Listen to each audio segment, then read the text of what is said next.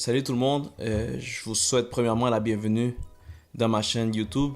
Je m'appelle José Luis. J'aimerais vous partager mon témoignage.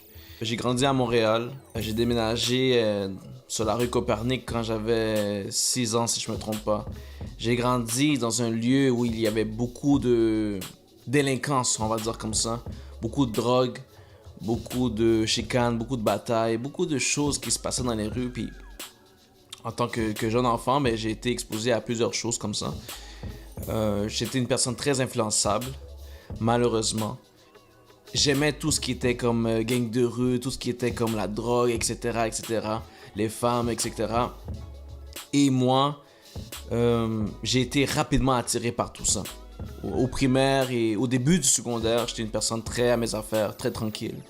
Y allais toujours à l'école, je faisais mes devoirs, j'étais une personne qui était très engagée dans ses études, disons de même. Puis je me rappelle que j'ai commencé à être plus influencé à partir de secondaire 2, secondaire 3. Je me rappelle que quand j'étais en secondaire 1, je me promenais avec mes petits livres, mes petites lunettes. J'étais un petit peu chubby, puis j'allais dans mes classes, puis j'étais une personne très à mes affaires. Tu sais, j'avais des très bons résultats en mathématiques, en géographie. Un jeune homme, dans le fond, comme tous les jeunes qui allaient à l'école, qui vivaient une vie normale, mais j'étais facilement été influencé avec la drogue et avec l'argent, avec le rap aussi. Le rap, là, m'avait beaucoup influencé. Tout ce qui était Tupac, tout ce qui était comme West Coast, East Coast, Biggie, puis toutes ces affaires-là, j'écoutais ça tout le temps. Plus du Tupac, là. Puis comme on dirait que, genre, tout ce qu'ils écoutaient, mais genre, je voulais faire pareil, là. Puis je me rappelle que j'avais aussi un jeu au PlayStation qui s'appelait San Andreas.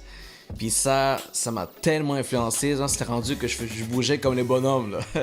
Si mes parents, ils me donnaient tout ce que j'avais besoin, tu sais, ma mère, je me rappelle qu'elle me donnait toujours de l'argent pour la nourriture, pour mes lunchs, et tout ça, donc, tu sais, j'étais attiré par l'argent, on me disait de vendre la drogue, je le faisais aussi, mais j'avais même pas besoin de faire ça, j'avais même pas besoin de vendre, parce que même ma mère, j'avais tout de la part de ma mère, de la part de mon père, donc j'étais comme un wannabe dans le fond, là. J'étais pas vrai, dans le fond, mon identité, là, était vraiment... J'étais perdu, là, complètement, je savais pas j'étais qui. Malheureusement, j'ai déshonoré mes parents à plusieurs reprises. J'avais tout. Je vivais bien, j'avais besoin de rien. Mes parents me donnaient tout ce que j'avais besoin. Donc, j'étais très ingrat. Puis, face à mes parents.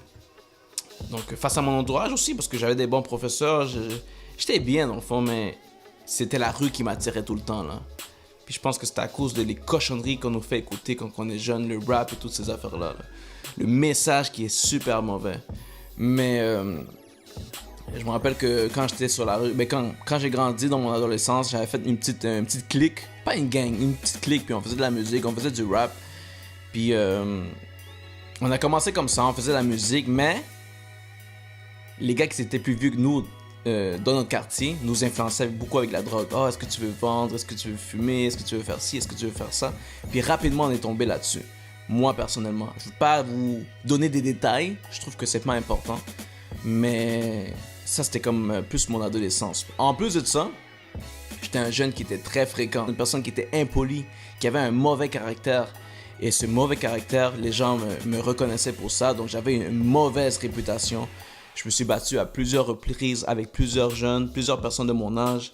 Chose que si je serais retourné avant, j'aurais jamais fait ça. Je serais resté tranquille à mes affaires, mais Dieu sait pourquoi il fait ça. Donc, comme je vous disais, je me battais souvent. Je me rappelle qu'il y avait eu une fête proche de ma rue. On était allé, en fait, sur ma rue, on était allé à cette fête-là avec mes amis et rapidement, on s'est chicané avec des personnes et ça a commencé. C'était un problème avec d'autres groupes de jeunes du même quartier. C'était horrible. Quand j'allais à l'école, je me faisais intimider aussi parce que c'est comme un cercle vicieux. Quand tu intimides quelqu'un, mais on t'intimide de retour. Puis beaucoup de jeunes m'aimaient pas, beaucoup de personnes, j'étais très impoli, même les profs. Puis, la surprise, j'ai été expulsé de ma première école secondaire où je suis allé. J'étais triste quand on m'avait expulsé de cette école-là parce que c'est là où comme j'avais eu un choc, là. Tu sais, comme c'était rendu, hey, wow, là, t'es allé trop loin, là, puis on va t'expulser. Que je veux pas vous expliquer aussi les raisons de mon expulsion, c'est pas nécessaire. Quand t'es jeune adolescent, tu fais des niaiseries. Donc, quand j'étais rendu au secondaire, ben, ils m'ont expulsé, comme je vous ai dit. J'étais allé dans une autre école. À partir de ma première ou deuxième semaine, je m'avais déjà battu avec quelqu'un d'autre. Puis, le directeur était tellement gentil, il m'a fait de grâce. Je suis resté dans l'école. Il m'a donné une chance, puis je suis vraiment reconnaissant pour ça. Donc, avec beaucoup de difficultés, j'ai fait mon secondaire. La drogue, j'ai touché un petit peu moins, là, parce que, étant donné qu'on m'avait expulsé, là, c'est comme j'ai compris, comme que non, là, il faut que tu te calmes, il faut que tu arrêtes de tenir avec des mauvaises personnes. Mais encore, j'étais déprimé, j'étais triste, je savais pas j'étais qui. Quelle était mon identité, je savais vraiment pas j'étais qui. Donc, j'ai grandi au secondaire, comme plusieurs personnes savent, dans une école qui s'appelait Pointe-aux-Trembles. Tout allait bien, mais j'étais beaucoup triste, déprimé. Puis, tu sais, les gens ne savent pas comment tu vas pour de vrai. À ma nouvelle école secondaire, j'avais plus les mêmes notes qu'avant. Je sais pas pourquoi. Peut-être que j'étais moins motivé à cause de toutes les mauvaises choses que j'avais faites. Tu sais, évidemment, j'avais consommé la drogue et tout ça. Fait on dirait que j'étais plus la même personne. Mais quand j'étais rendu à ma nouvelle école secondaire, j'étais très déprimé, mais je le disais pas. Dieu merci, j'avais réussi mon secondaire 5. Mais j'avais un vide. Puis tu sais, quand t'es un adolescent ou toute personne, tout être humain, donc tente de remplir le vide qui est en eux. Donc j'ai essayé de remplir mon vide dans les fêtes, avec des copines, avec la drogue, avec la musique, avec ci, avec ça, mais ça marchait pas, j'avais toujours un vide. Donc pour de vrai, j'aimais pas comment j'étais. Ensuite de ça, j'avais appliqué pour aller au cégep. J'ai été admis au cégep dans une technique d'intervention en délinquance. J'avais à cœur d'aider les gens, je sais pas pourquoi, mais Dieu sait pourquoi. Donc je suis rentré dans cette technique-là, j'ai fait ma technique, mais à la moitié de ma technique, il y avait un prof qui était très athée. Et en classe, il m'avait posé une question devant tout le monde. Puis moi, pendant ce temps-là, j'étais très rebelle. Je voulais rien savoir de Dieu. Puis, soit dit en passant, quand j'étais tout petit, on va dire enfance, préadolescence, oui, j'avais écouté le message de l'Évangile. Oui, aussi, je m'avais baptisé à 12 ans. Je m'avais baptisé, mais je comprenais pas vraiment pourquoi je le faisais. Donc, si je retourne à ce que je disais, quand j'étais rentré au cégep, quand on me parlait de Dieu, moi j'étais très rebelle, je voulais rien savoir de Dieu. Pour moi, Dieu n'existait pas. Pour moi, j'étais plus intelligent que Dieu. Donc j'étais vraiment là dans un gros problème, là. Et un prof qui était très athée, je sais pas pourquoi, je sais pas comment on est arrivé à cette conversation dans la classe. Et le prof m'a pointé, il m'a dit, toi, est-ce que tu crois en Dieu? Dis-moi pas que tu crois en Dieu. Puis moi, j'ai répondu, non, je crois pas en Dieu. Puis quand j'ai répondu ça, je me suis senti très mal. J'ai eu peur, peut-être. J'ai eu peur, en fait. Et j'ai répondu non. Je voulais pas comme m'affirmer dans ma foi, mais de toute façon, ma foi était pas si ferme que ça parce que je savais même pas si croire ou non en Dieu. Donc, j'avais juste dit que je croyais pas en Dieu. Et à partir de là, j'ai eu un choc. Je me suis senti tellement mal. Et la dépression que j'avais, mais c'était encore pire, là. Je me sentais beaucoup plus mal, dans le fond, à cause de qu'est-ce que j'avais dit. J'avais une copine pendant ce temps-là et je me rappelle que ça n'allait pas fonctionner. Et là, je filais vraiment pas. C'était pendant l'été de 2011. C'était en été 2011. Puis je me sentais très mal. Puis je suis sorti devant chez moi. Je suis sorti prendre de l'air devant ma maison. Et mon voisin, en fait, qui était chrétien, m'a commencé à parler de Dieu, de l'Évangile. Mais ce qui est bizarre, guys, c'est que ce voisin-là en question, je savais qu'il était chrétien. Mais cette fois-là, quand il m'avait parlé de l'Évangile, il m'avait expliqué deux choses. La réalité et la vérité. Il m'avait dit que la réalité, c'est que on doit se lever le matin pour travailler. La réalité, c'est que parfois on peut tomber malade. La réalité, c'est que parfois on a des problèmes avec nos proches, avec nos familles. Puis après, il m'a dit qu'il y avait une vérité. Puis il m'a dit que la vérité, c'est quand Jésus-Christ est allé dans une croix et qu'il est mort pour nos péchés. Comme je vous ai dit auparavant, tout à l'heure, j'avais déjà entendu le message de l'Évangile. Je connaissais tout ce qui était par rapport à Dieu, par rapport à Jésus-Christ, qu'est-ce qu'il avait fait pour nous dans une croix.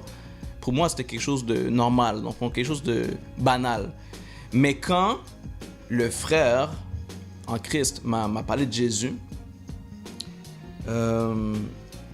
j'ai senti littéralement que Dieu touchait mon cœur.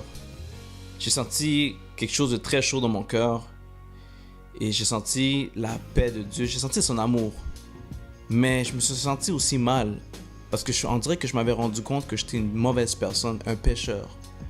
Puis la Bible nous dit dans le livre de Romains, car tous ont péché et sont privés de la gloire de Dieu. Romains chapitre 6 verset 23. Tous ont péché et sont privés de la présence de Dieu. Donc, étant donné que nous avons péché, on est comme éloigné de Dieu. Mais quand la personne me parlait de Jésus, j'ai senti vraiment l'amour de Dieu entrer en moi. Et j'écoutais le message du frère et j'étais émerveillé, je vous le dis là, Dieu est témoin, mon témoignage est vrai. Et je me rappelle que ce jour-là, après que j'ai parlé avec le frère, je suis allé dans ma chambre.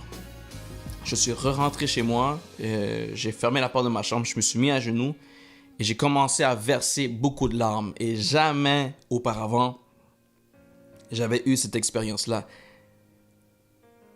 Et c'était une repentance sincère. J'étais comme vraiment, Seigneur, pardonne-moi, je suis un pécheur, aide-moi. Je me rappelle que c'était les phrases que j'avais dites. Et ces journées-là, parce que je pense que je vous l'avais pas dit aussi, mais des fois je dormais pas bien.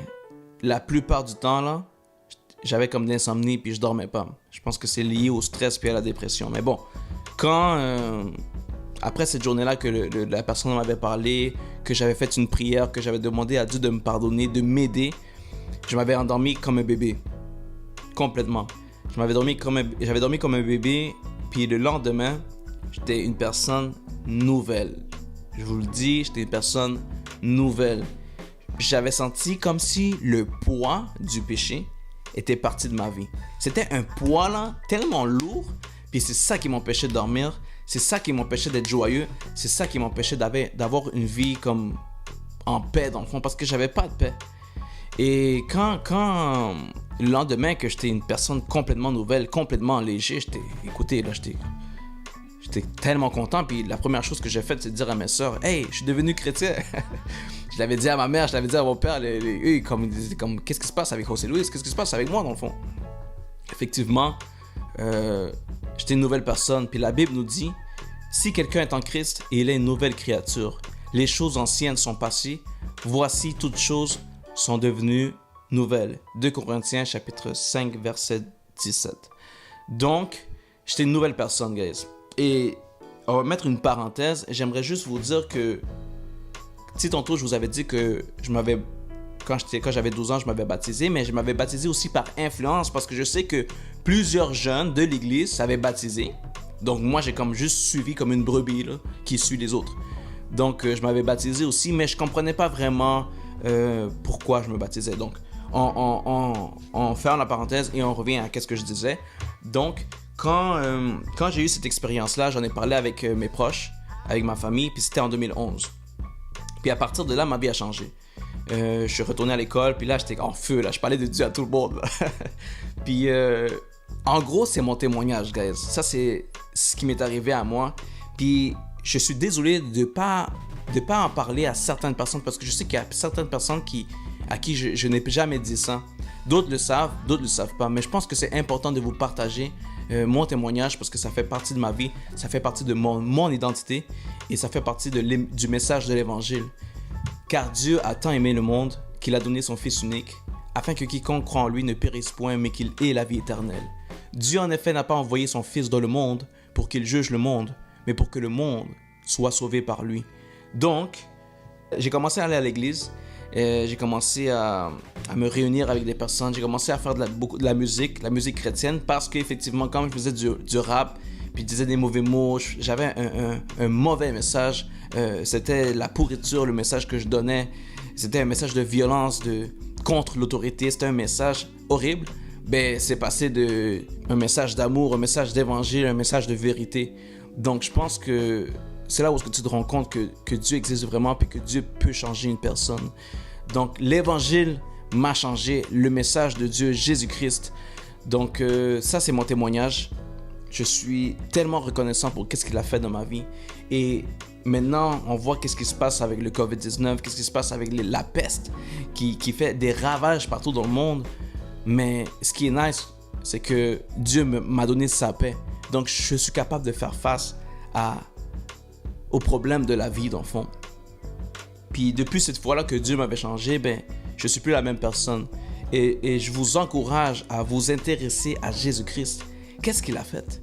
Qui est cette personne? Est-ce que vous savez qui est cette personne? Donc, moi, je vous invite, guys, de faire des recherches, de vous intéresser et même de me poser des questions. J'ai une chaîne YouTube, j'ai un Instagram, j'ai Facebook. Vous pouvez me parler vous pouvez communiquer avec moi. Mais j'aimerais juste vous dire qu'il y a de l'espoir. Il y a encore de l'espoir. Jésus-Christ, ça c'est mon témoignage, c'est un témoignage court. Donc, je prie Dieu que, à travers ce message, vous puissiez connaître l'évangile, la bonne nouvelle du salut. Donc, je pense que c'est tout. Puis, j'aimerais vous remercier. Que Dieu vous bénisse et à bientôt.